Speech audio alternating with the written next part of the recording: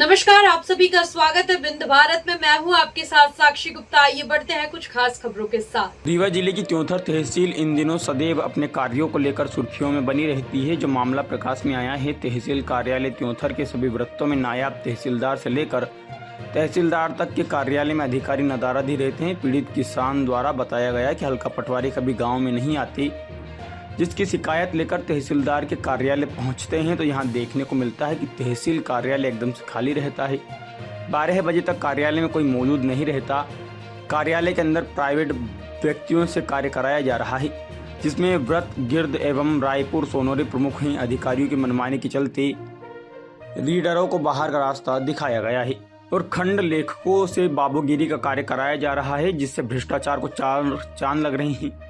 जो तहसील कार्यालय से चौंकाने वाले तथ्य सामने आए हैं। सूत्रों से मिली जानकारी अनुसार बंटवारा, नामांतरण और वारिसाना के अलग अलग रेट भी फिक्स हैं। वहीं तहसील कार्यालय से बेदखली का आदेश तो किया जाता है, लेकिन बेदखली का कार्य पूर्ण नहीं कराया जाता है। ये सब जांच का विषय है। सब जांच के बाद ही खुलासा होगा। हमारे संवाददाता कमलेश शुक्ला के साथ दिनेश द्विवेदी की स्पेशल रिपोर्ट। जिले के जेजेपुर ब्लॉक मुख्यालय में बनाए गए 44 GAD कॉलोनी के सरकारी आवासों में रह रहे अधिकारी कर्मचारी बिजली चोरी कर रहे हैं। पिछले 4 सालों में इन आवासों में न तो बिजली मीटर लगाए गए हैं और न ही बिल जमा किया गया है। अधिकारी कर्मचारी सीधे लाइन से बिजली का उपयोग कर रहे हैं, जिससे शासन को हर महीने हजारों रुपये का नुकसान हो रहा है। इस मामले में अब विद्युत ने सख्ती दिखाते हुए सरकारी आवासों में रहने वाले अधिकारी कर्मचारियों को नोटिस जारी किया है और बिजली बिल भुगतान करने को कहा है। इसके साथ ही 1 साल का पेनल्टी वसूल किया जाएगा और जिनके द्वारा बिल जमा नहीं किया जाता उनके आवासों का कनेक्शन को भी काटने की कार्रवाई की जाएगी।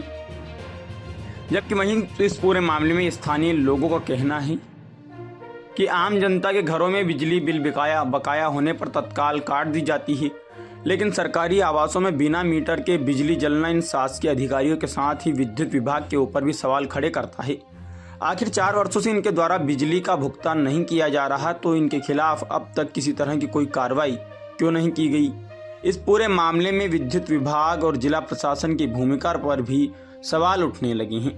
यहाँ जो बेदखल किया जाता है, बेदखली का, इसने जो है तो पैसा लेते हैं। अब बोलते हैं कि पैसा दे देंगे तो काम हो जाएगा, नहीं दोगे तो काम नहीं होगा, ऐसा काम बोलते हैं। ऐसा काम तो बहुत है हर जगह। न्यायालय से बेदखली का ऑर्डर हुआ है। न्यायालय का जो ऑर्डर हुआ है उसका जो है तो कोई मान ही नहीं करते हैं। मान करते हैं फिर भी पैसा लेते हैं। कागज लेकर के किसान जो है परेशान रहते हैं। आजकल काम हो जाएगा बस यही कहते हैं। एक महीना 2 महीना एक महीने 6 महीने लग जाते हैं, लेकिन बेदखली नहीं हो पाती। बेदखली नहीं हो पा रही। इसका जिम्मेदार कौन है? इसका जिम्मेदार जो है तो तहसीलदार साहब हैं, SDM साहब हैं। इनको ये जिम्मेदारी और आई पटवारी साहब हैं। ये सब मिलजुल कर ऐसा काम करते हैं। ठीक है ना। समय हमारे सामने जो है तहसील कार्यालय के पास में इंद्र बहादुर सिंह वरिष्ठ समाज सेवी हैं, जो ग्राम पंचायत बुदावा के हैं। तहसील कार्यालय को लेकर क्या समस्या है आपकी? समस्या ये है कि तहसील कार्यालय में जो है तो एक खान साहब हैं, वो लीगल अनलीगल काम करते हैं और करवाते हैं, और जो एक जायसवाल हैं तो वो भी काम करते हैं अनलीगल रिश्वत लेके के चक्कर में ऐसा काम करवाते हैं। तो क्या प्राइवेट व्यक्तियों के द्वारा पैसा का लेन देन किया जाता है? प्राइवेट लोगों के द्वारा लेन देन किया जाता है। तो तहसील मुख्यालय में ही कार्यालय में बैठाते हैं? कार्यालय जो है रायपुर सर्किल में बैठाया जाता है, इसलिए कि लापरवाही ये लोग सब काम करते हैं और तहसीलदार SDM को बदनाम करते हैं। अच्छा, ये बताइए कि क्या वहाँ पर प्रतिदिन का ये काम है? ये हमेशा काम चलता है और एक दिन नहीं चलता है। महीने में कम से कम बहुत काम, सारे काम लीगल काम करवाते हैं।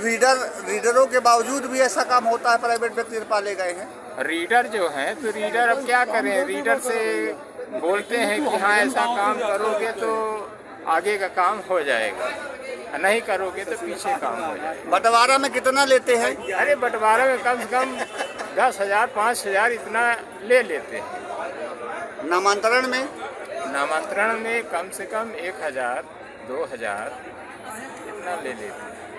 मतलब उन्हीं के द्वारा जो है। उन्हीं के द्वारा में ऐसा काम किया जाए। तो जिला कलेक्टर और कमिश्नर साहब से क्या कहेंगे आप? जिला कलेक्टर साहब से कहेंगे इसकी जांच किया जाए, कार्रवाई किया जाए इनके ऊपर। मैं त्योथा तहसील के प्रांगण में मौजूद हूँ। हमारे सामने एडवोकेट रज्जन कोल जी मौजूद हैं। रज्जन जी, आप ये बताएं कि आप जब विगत नायब तहसीलदार व्रत गढ़ी प्रकाश उपाध्याय के कार्यालय में पहुंचे तो उन्होंने कैसी भाषा का प्रयोग किया और क्यों आपकी नोक-झोंक हुई, उसका कारण क्या रहा? सर, मैं जन्म प्रमाण पत्र के लेकर प्रकरण के लिए मैं गया था उनके पास में, और वो जन्म प्रमाण पत्र रिजेक्ट हो गया था। रिजेक्ट होने के बावजूद भी हमने जो है आवेदक को जो है शपथ दिलाया। उसके बाद हमने कहा सर क्या इनका जन्म बना दीजिए। उसके बाद उन्होंने जन्म न बनाने के कारण बार बार उन्होंने कहा फ़ोटो कापी कराइए। बार बार हमने कहा सर हम पैसा खुद दे रहे हैं, पीड़ित परिवार पर पैसा नहीं है। फिर सर काम न करके अभद्र भाषा का प्रयोग कर तू तड़ा कर रे की भाषा का प्रयोग किए, या ऊंची आवाज़ में बोल रहे थे? उन्होंने ऊंची आवाज़ में प्रयोग किया। उसके बाद मैंने कहा कि सर इस तरह से अधिवक्ताओं के साथ क्यों कर रहे हैं, कहीं जो कुछ करना हो तो कर लीजिए। फिर हमको तहसीलदार साहब ने बुलवाया। मैंने तहसीलदार साहब से बात किया कि सर इस समय प्रकाश उपाध्याय जी ने जो है हमारे साथ सौतेला व्यवहार कर रहे हैं। तो उन्होंने कहा कि अगर इस तरह से अधिवक्ता कोई करता तो उनको लाइसेंस रद्द कर दिया जाएगा, इस तरह से व्यवहार नहीं किया जाएगा। तो हमने कहा ये किसने कहा कि आपका लाइसेंस रद्द कर दिया जाएगा? ये जो तहसीलदार इस समय जो आए हैं शुक्ला जी, उन्होंने इस भाषा का प्रयोग किया कि तुम अपना जो यहाँ पे अधिवक्ता नहीं चलेगा तुम्हारा, जो हाँ करना हो कर रही है, लेकिन अगर तुम कोई भी अधिवक्ता इस तरह से काम करेगा तुम्हारा भी मैं लाइसेंस तुरंत लाओ रद्द करूँगा। हमने कहा मान्यवर मेरा लाइसेंस क्यों रद्द करोगे, हमने तो जन्म प्रमाण पत्र की बात की है उससे। लेकिन उन्होंने जन्म प्रमाण पत्र न बनाने के कारण तू तड़ाक से रे की भाषा प्रयोग कर रहे हैं। एक अधिवक्ता सरोपरि है, ठीक है, हम गलती करें तो हमारी जो है हम मान लेती है, अगर कोई सक्षम अधिकारी गलती करे उसके लिए क्या प्रावधान है। फिर उन्होंने बात को टाल मटोल करते रहे। उसके बाद उन्होंने हमारा लाइसेंस रद्द करने की धमकी दी, दोबारा इस तरह से करोगे तो यहाँ जो है कोर्ट में नहीं आने का, इस तरह से उन्होंने भाषा का प्रयोग किया। कोर्ट में आने के लिए भी मना कर दिया? हाँ, मना किया कि अगर इस तरह से करोगे तुम्हारा लाइसेंस रद्द कर दिया जाएगा, जो कुछ करना करते रहिए। फिर इस संदर्भ में आपने किसी और से कहा? हमने सर इस संदर्भ में माननीय एसडीएम साहब को एक हमने आवेदन दिया, और हम क्योंकि एक तो हम ट्राइबल से आते हैं, क्योंकि मैं अधिवक्ता होने के कारण तहसीलदार साहब ने जो है हमारे लाइसेंस रद्द करने की बात की। हमें इस आहत से बड़ा दुखी तू तड़ाक से हमें भाषा का प्रयोग किया जा रहा है, इसका मतलब हमें कोई सम्मान नहीं सर।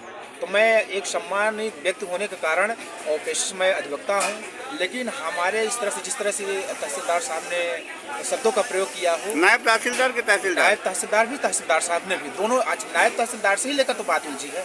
लेकिन तहसीलदार साहब को इस तरह से भाषा प्रयोग नहीं करना चाहिए कि तुम्हारा मैं लाइसेंस रद्द कर दूंगा, तुम कुछ नहीं कर पाओगे।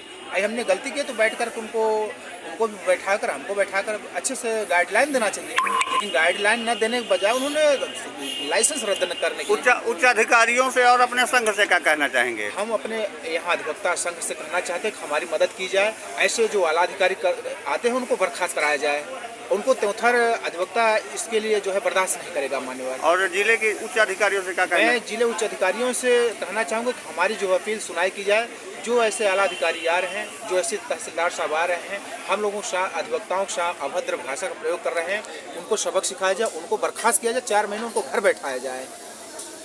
तो गढ़ी व्रत में और किस तरह की समस्याएं आ रही हैं? सर इस गढ़ी समस्या तहसील में हर प्रकार की समस्याएं आ रही हैं भाई। जैसे बंटवारा है, सीमांकन बंटवारा का है, नामांतरण का, जब से अधिकारी आए हैं कोई काम नहीं कर रहे हैं।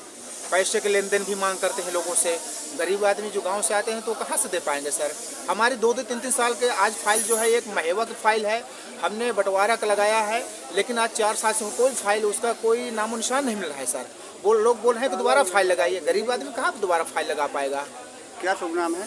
हमारा एडवोकेट रज्जन कोल। कोई हिम्मत नहीं किसी की पड़ेगी कि अपनी रोजी रोटी के लिए बाहर जाएगा।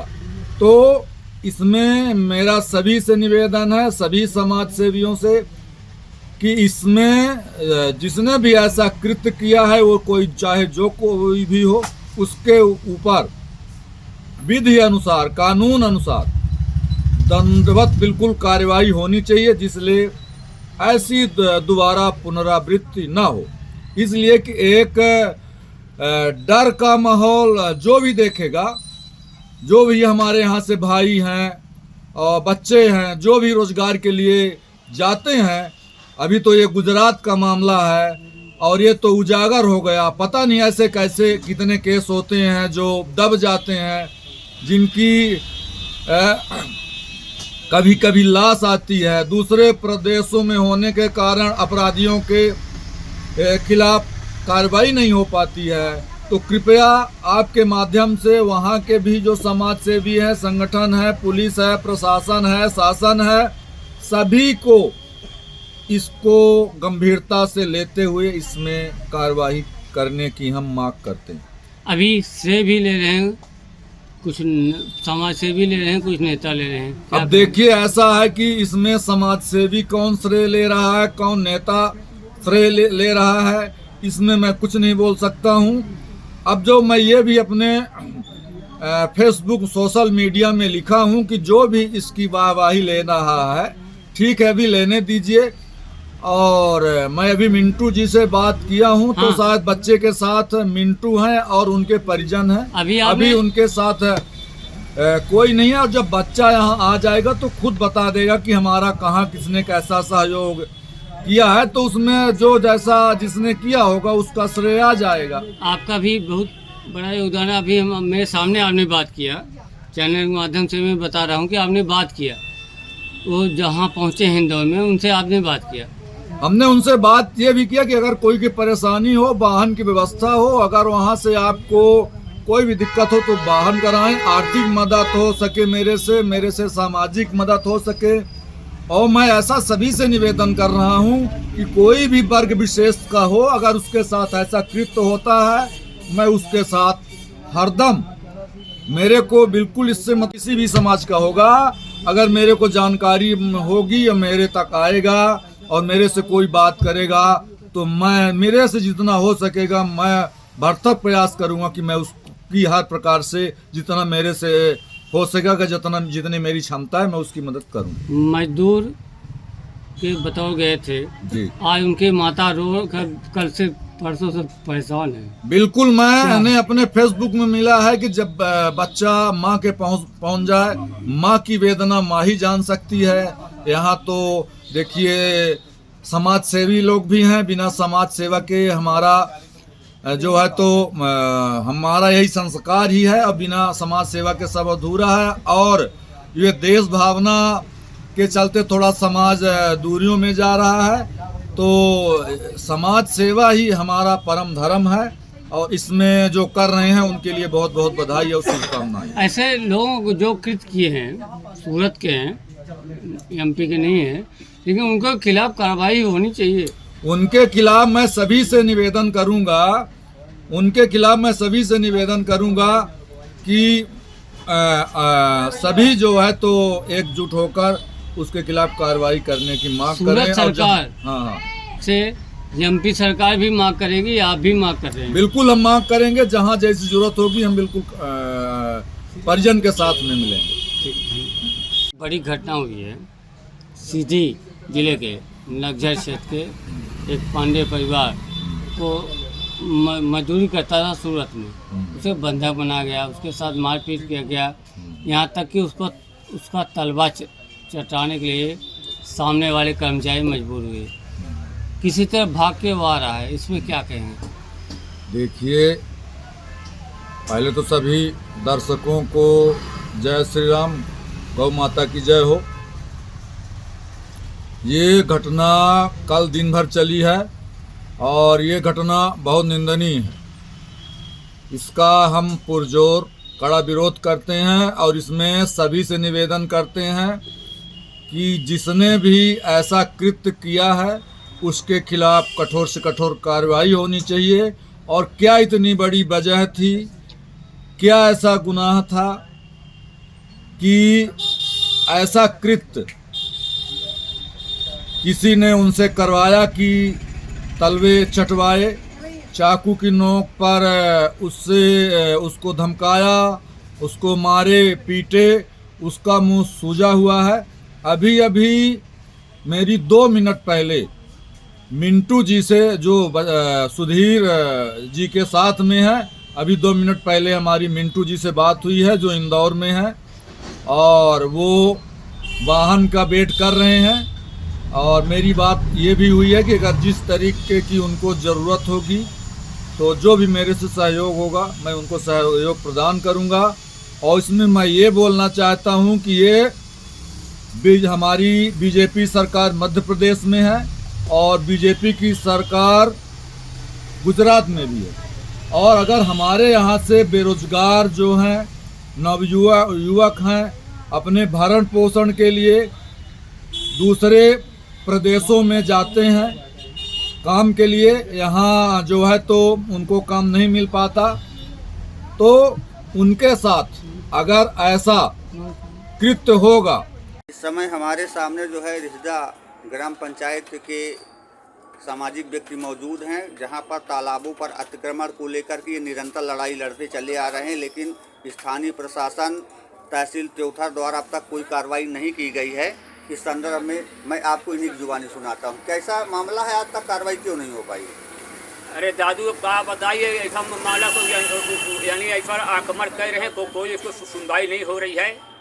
ये अभी साल भर हुआ जब इस मैंने वैधानिक का काम में ये ऐलान किया था, साल भर हुआ, तो इसके बाद यानी अब फिर ये दशहरा के दरम्यान में यानी छुट्टी के दरम्यान फिर चोरी करके फिर आक्रमण कर रहे हैं, घर द्वार सब बना रहे हैं। एक कहाँ पर बना रहे हैं? GF साला स्कूल है, वो 25 दिसंबर छुट्टी हुई थी, वो स्कूल बंद है।